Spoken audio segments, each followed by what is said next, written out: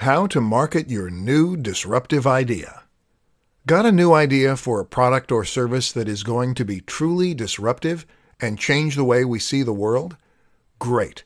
Only you're not the first, and you probably won't be the last either. The thing is, ideas are a dime a dozen, and actually the hard part is marketing those ideas and getting them to sell. That's where the marketing part comes in, and that's the difficult part. Unfortunately, it's even harder in many cases when your idea is exciting and new. Why? Because there is less point of reference and less context that you can use to explain your idea.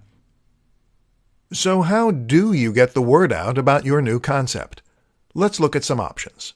In the beginning, the main aim of your marketing is often going to be explaining what your product is. This is your elevator pitch. And it's important that you've come up with a simple way to explain succinctly and clearly what your idea is, who needs it, and what they need it for.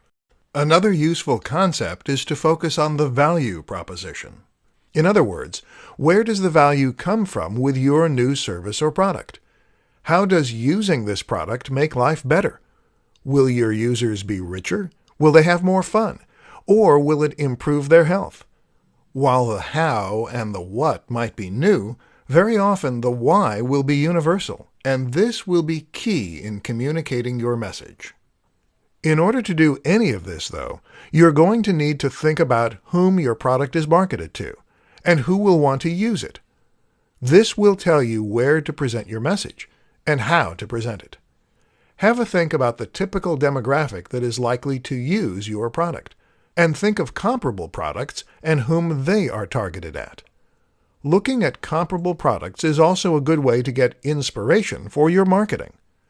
Finally, don't be afraid to embrace the newness of your product or service. In other words, if your product is so different that it stands out, then this can actually help it spread by word of mouth.